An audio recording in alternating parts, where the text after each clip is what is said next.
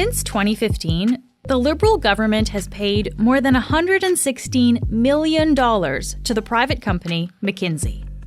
That's more than 30 times what the Conservative government paid them over the previous 10 years. We have more people eating at food banks and living at homeless shelters after 8 years of this prime minister. But not everybody's doing badly. His friends at McKinsey are rolling in cash. First, they said it was $50 million. Now the government says it's over $100 million. We want to know the real number. Will the prime minister finally answer the question? How much did he give McKinsey? Conservative leader Pierre Poilievre is talking about the situation. And politicking aside, people are asking questions about what it means to outsource so much government work to private companies. Bill Curry is the Globe's deputy Ottawa bureau chief, and he's been following this story for years.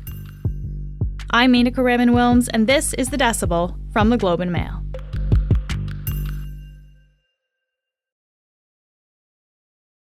Bill, thanks so much for being here. It's great to see you again. Thanks for having me. So just to get started with the basics here, can you tell me what exactly is McKinsey? Well, McKinsey is a consulting company. They're close to 100 years old. They have a reputation of being quite influential. And there's a bit of a mystery around them because they kind of pick the biggest and brightest from the business schools. And one of the interesting things about them is they come in and they don't really want a whole lot of the credit for anything that goes well, but at the same time, they don't want to be blamed for anything that goes wrong. So you tend not to know exactly what they do when they come in to help a company. They want to stay under the radar. And they're also known as being one of the higher priced consultants in that field. Okay. So what exactly does a management consulting firm do? Like, what kind of work does that actually involve? Well, in the case of advising the federal government, they tend to focus on delivery of services. So we've done some stories in terms of their contracts with the federal government. They've been brought in to work on the Phoenix Pay system, which has been in the news for, yes. It's been outsourced to other consultants, IBM in this case. More recently, they've brought McKinsey in. And you kind of alluded a little bit to some of the reputation that they've developed, because this company has been kind of implicated in some scandals here. What comes to mind, Bill, when we think of that? Yeah, just in the last 10 years or so, there's been quite a few controversies, and these include the role that the company played advising pharmaceutical companies during the increasing use of opioids. So they're linked to the opioid crisis. They're actually led to a very expensive settlement, $600 million US, for their role in that. They've been linked to controversies in a South African corruption scandal. There are French authorities investigating them for allegations of tax evasion. And the opioid crisis one, I think that's something that a lot of people, this is one of the things that comes to mind too, because they were advising Purdue Pharma and the FDA at the same time, weren't they? So they were almost like on opposite sides at the same time. Yes, and there's been a couple of books, one recently by some New York Times reporters who have focused on that is one of the big red flags about McKinsey is they are often on both sides of an issue. They are consulting a government regulator and also consulting the companies that are being regulated. And McKinsey claims that they are able to separate those two and they have strong conflict of interest rules. But it certainly raises questions about, how can you be advising governments and then also advising the companies that interact with governments? And we should be very clear here that as far as we know, nothing illegal is happening here. I wonder, what has McKinsey said about all of this, Bill? McKinsey's view is that they follow all the rules and that these contracts are awarded by public servants. So thanks to your reporting, Bill, we now know that the federal Liberal government has spent more than $116 million on McKinsey services since coming to power in 2015. What was all that money spent on? Well, we discussed the Phoenix Pay system was one of the big projects. Right. They've had a lot of projects with the Defense Department. Digital modernization seems to be a big issue. But I think another interesting point that this reporting has exposed and some of the research by the committee and other academics has exposed is that Canada is really weak when it comes to transparency around government contracts. They disclose totals, but you don't get a whole lot of detail in terms of what the contractors are doing for this work. Sometimes they are very late in reporting issues. You don't get to see the actual contracts unless a reporter or a member of parliament has made a request for information. It's a great question. What are they doing? And that's what there's a committee working on this to try to find out, because at the moment, we really only have a high-level sense of what a lot of these contracts are for.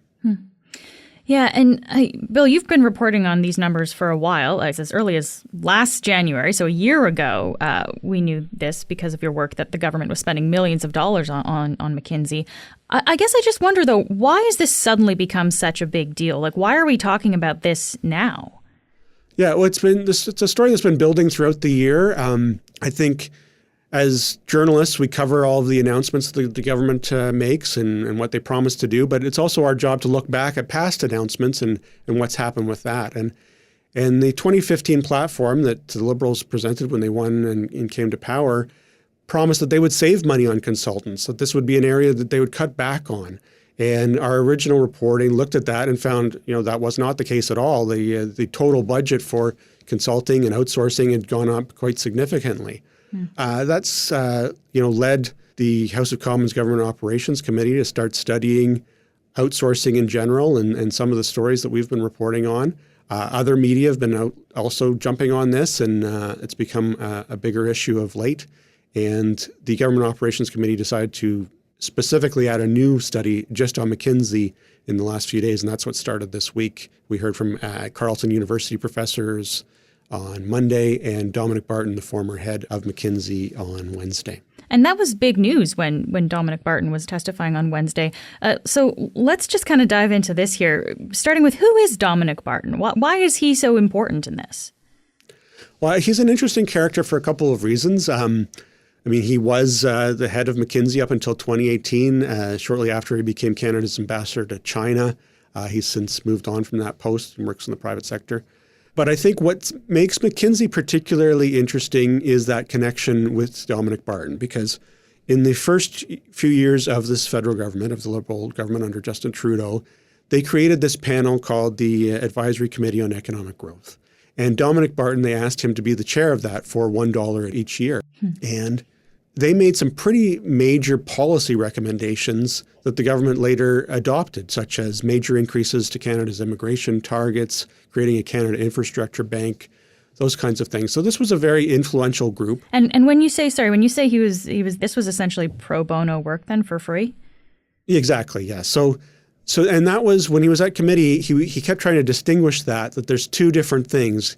His individual work as a volunteer policy advisor to the federal government in its early days, and then the work that McKinsey does, which he says does not include policy advice. So it's a bit confusing. He's saying, on the one hand, as an individual, he provides policy advice, but his former company, would never provide policy advice when they do contract work. They do administrative recommendations.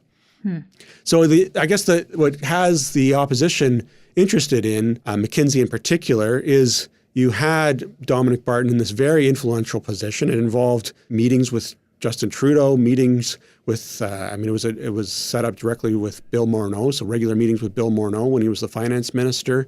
I've seen him go into cabinet meetings when he was in that role, which is unusual. Yeah, that must be pretty rare. Yeah, normally cabinet meetings are supported by public servants, and it's fairly rare that you have outside experts come in. So it just kind of gives you an idea of the prominence and the importance that this cabinet gave to Dominic Barton and his advice in the early years. And in those early years, towards the end of the Conservative government, McKinsey had pretty much stopped getting federal government contracts. And then shortly after this advisory council shut down, the work to McKinsey started going up and up and up each year, and up to the point where now it's, as you mentioned, $116 million over those years, 2015 to now. So that's why I guess people are asking questions about it. Is that, again, a basic question here, but is that strange that a company would kind of go from having very few contracts, making very little money with the federal government, to that kind of drastic increase there? Well, it's certainly worth asking questions about, and that's what the Government Operations Committee is doing. Why did this happen? The opposition certainly suspects it has something to do with the role that Dominic Barton played. Dominic Barton's message was absolutely not. He said that there's no connection whatsoever between his advisory work and the growth in contracts. But there was an interesting twist in Wednesday's hearing when the Conservatives pointed out that they'd received some emails through Access to Information showing McKinsey in 2020 pitching some government officials on a meeting about some of the things McKinsey could do. And in that, they were talking about some of the work that McKinsey had done on the Growth Council, because it was kind of a lesser known part of that Growth Advisory Council is that it wasn't the public service paying for managing that and doing the research. It was actually McKinsey behind the scenes providing additional free research and support for that advisory council, which was also kind of unusual. And so when you see later that McKinsey is referencing that to government officials as they seek more meetings, especially during the pandemic, of things McKinsey could offer, I think that's going to be a line of questioning that we'll see from the opposition as the study goes on. I think there'll be, we can expect to hear from current McKinsey officials about those kinds of interactions and why were they referencing that advisory work in trying to pitch to have meetings with government officials. But you raise a good point here about the current officials, because Barton hasn't been the head of McKinsey since 2018, and he hasn't been part of the federal government since 2021. So why are we hearing from him? Like, wouldn't it make more sense to hear from somebody who's been at McKinsey these last few years? Well, I mean, part of it is politics. The opposition sees Dominic Barton as a friendly figure to Justin Trudeau and Chrystia Freeland. Freeland and Trudeau are on the record saying very nice things about Mr. Barton. They are big fans of his work. But Barton was at great length during the hearings stressed that he is not personal friends with Justin Trudeau. That the line of questioning got a bit funny when the Liberals were trying to just drill that home, like saying, do you have his personal phone number? I do not.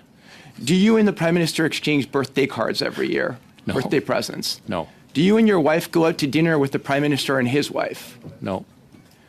Do your kids socialize? No. Do you exercise with him? No. I think there was even a question of, is he on your list of top 50 best friends? And they moved up. No. They did top 10, top 20, top 50 friends. Yes. He said no. So the attempt by the opposition to describe them as close friends, Barton really pushed back on that. Would you consider yourself a friend of the Prime Minister, the current Prime Minister, Justin Trudeau? I consider myself I'm not a friend. I have a professional relationship. When did you first meet? Excuse me, can I finish, Mr. Chair? Sure, briefly.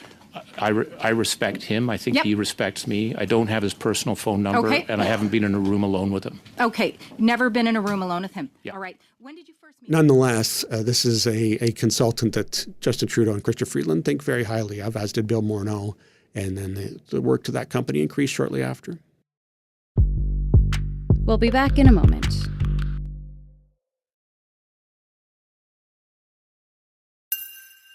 So with all of this questioning that you're talking about here, Bill, with Conservative MPs questioning how well he knows Prime Minister Trudeau, Deputy PM Chrystia Freeland, this makes me wonder, like, how much of this really is about partisan politicking then? Well, I think there's two things going on at the same time. I think one is, I don't think any expert would disagree, and even Barton was supportive of this idea of the issue of outsourcing in general and what it means for the public service. I think there's unanimous agreement that there's a lot of changes have happened in the last few years, and it's worth Parliament having a closer look at this. Like, does this level of outsourcing make sense? Is it hurting the public service in terms of maintaining its expertise? We're not taking full advantage of our public service, and we're kind of duplicating the work by having what some union leaders call a shadow public service of consultants. So how much of this has to do with politics? I think Mr. Barton is right that the vast majority of these contracts are decided by public servants, and the minister's office and ministers don't really get involved into who gets a government contract or not in the public service. The opposition in question period is painting the picture of Liberals directing government contracts to their friends, and there's no evidence of that broadly speaking. There have been some specific evidence of that through the Ethics Commissioner when you look at Mary Ng and a communications contract from her ministerial office budget went to a friend. We also had the We Charity case a couple of years ago where the Ethics Commissioner found that Bill Moore was technically a friend of the Kilburger. So you can't say this never happens. There are cases that the Ethics Commissioner has confirmed that the Liberals have benefited their friends through their operations. But broadly speaking, when we're talking about billions of government contracts, the vast majority of the time, ministers are not involved in that. Okay. Let's dig a little bit deeper into this idea of outsourcing, though, in general, because this investigation into McKinsey was actually tacked onto a committee that was originally looking into the arrivecan app. Bill, can you just remind me, first of all, what arrivecan is and why the committee is looking into it? Yeah, we started working on the outsourcing stories, which led to the Government Operations Committee studying outsourcing. And then through our work, we dug deeper on this arrivecan app, which people would know about if they had traveled during the pandemic. It was a government app that you had to use to upload your health information to prove that you'd had your vaccination up to standard before crossing the border, all that kind of stuff. But what we found out is that the cost of this particular app had just ballooned over time and involved a heavy use of consultants to the point where it's now on pace to be a $54 million project after originally it was supposed to be an $80,000 app. It was a company called GC Strategies, which a lot of people hadn't heard of. And when you look more closely, it was actually just 2 employees who were in Ottawa. They don't have any office. They work from their homes. They had received at least $9 million to work on arrivecan. Throughout the pandemic, they've been receiving contracts through all kinds of departments, over 20 departments. So they've been making millions of dollars. You keep learning a little bit more. So then we learned they actually charge a commission of between 15 and 30% for all of their work. So that means they're making millions of dollars on these contracts. And we also found out they didn't actually do any IT work themselves. They would outsource it to others. Wait. So this 2-person company was getting the contracts, keeping a 15 to 30% commission and just outsourcing it to other companies anyway? Exactly. And after their testimony, we learned just a few weeks ago, we reported this, that when the documents finally appeared at this committee, the subcontractors, sure, there were some individual IT workers, but there were also some major international companies like BDO, KPMG, other IT firms around Ottawa that they hired. So it raised the question, we have an entire department that's supposed to be in charge of procurement. Can they not just go hire KPMG or BDO directly? Why do you need to hire these 2 individuals and pay them millions of dollars to then go hire other companies? I think that's kind of a case study as to why this is interesting, because there's so little information disclosed on the websites about government contracts. When you have a committee that's really doing some digging, journalists at the Globe and elsewhere doing some digging, you start to really uncover some really unusual things when you start looking into how this contracting works. No kidding. Wow. Yeah. Well, this takes us into a discussion about the consulting firms in general and the outsourcing that goes into that. I wanted to talk a little bit about this analysis from Carleton University's School of Public Policy and Administration. According to this analysis, the government spent an estimated just over $17 million on contracts with McKinsey in the 2021-22 fiscal year. But they also spent an estimated $172 million on Deloitte over that same period and $115.6 million on PricewaterhouseCoopers. So, Bill, why are we so focused on McKinsey? Yeah, so the lead researcher on that project, Dr. Amanda Clark from Carleton University, appeared Monday. And she's a great witness because she comes at it having done the research, but with zero politics, right? So while all the MPs want to focus on McKinsey because of the political connections to Dominic Barton, she's saying, in her view, that focusing on McKinsey is a bit of a distraction, that she thinks that the much larger issue is outsourcing in general. And she would argue one of the things that the government really needs to do is improve its own knowledge of IT among the senior managers who are approving or signing off on these contracts. She says, the departments need to be better shoppers. They need to have a better understanding of what it is they're buying, or otherwise they're just going to get fleeced by these consultants who can make a case for how important their work is. And if the public servant signing off the contract doesn't really understand what they're doing in the first place, there's no assurance that we're going to get value for money. Bill, what has the government said about these contracts with McKinsey in particular? Because this is kind of the hot topic of the moment here. Have we gotten our money's worth for everything that taxpayers are paying to this company?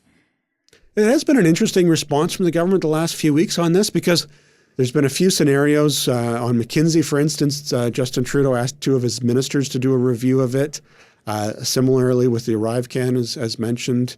Part of it is of their defense too is just, which is legitimate, the craziness of the pandemic. It was a chaotic environment. Things had to be moved quickly. Sometimes working through contractors can be a faster way of getting things done. You mentioned the Phoenix pay system here. Was that fixed as an example? No, they've given up on it. They've given up on it. They're essentially patching it, and they're now working on a project to replace it. So it never really got to where it's supposed to go. It's not as bad as it was. That was outsourcing to IBM, and you can just see the contracts just keep getting amended and amended and amended, and even if the program doesn't work, they still go back to the same company and re-up because it's just too much of a hassle to switch gears. You can't ever get out of it. They've got a hold of the government department, and there's just no way to phase that out and bring it back in-house. Is there anything else that we can kind of expect to hear, Bill? Like, especially this idea of broadening things out just from McKinsey to other consulting firms. Is that something that we can expect to hear in the next little while with this committee?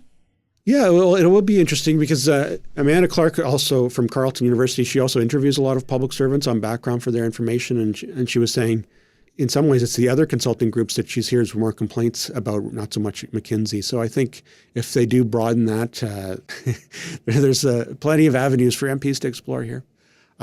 We haven't heard directly at committee from McKinsey yet. We're also going to see eventually a lot of documents from McKinsey, and that could be pretty interesting and could be the source of stories because, as mentioned, McKinsey is known as a fairly secretive company, and they don't like to list things like client lists. So if the MPs do get information like that, then that'll will raise questions. The MPs want to look to see if there's evidence of conflicts of interest like we've seen in the United States. We reported this week that McKinsey, through court filings, we actually got to see a glimpse of some of their client lists, and there's a lot of U.S. defense companies. And we also know in Canada that, especially in the last year, McKinsey has received a lot of consulting contracts with the Department of National Defense. So there, from the opposition's point of view, as a potential conflict of interest, can you be advising the Canadian Defense Department while also advising defense companies? McKinsey argues you can keep these things separate, but I think that's also a line of questioning that we can watch for in this hearing. Bill, it's great to talk to you. Thank you so much for being here today. Thanks, Manika. Before you go, I want to let you know that the Globe is organizing a trip to Panama in April 2023. Visit the Panama Canal and national parks alongside Globe journalists that you've heard on this podcast, like Rita Tritcher, Nathan Vanderclip, and Cahal Kelly. You can find more info about the trip and how to join at www.globepanamatour.com. That's it for today. I'm Manika Raman-Wilms. Our producers are Madeline White, Cheryl Sutherland, and Rachel Levy-McLaughlin. David Crosby edits the show. Kasia Mihailovich is our senior producer, and Angela Pacenza is our executive editor. Thanks so much for listening, and I'll talk to you next week.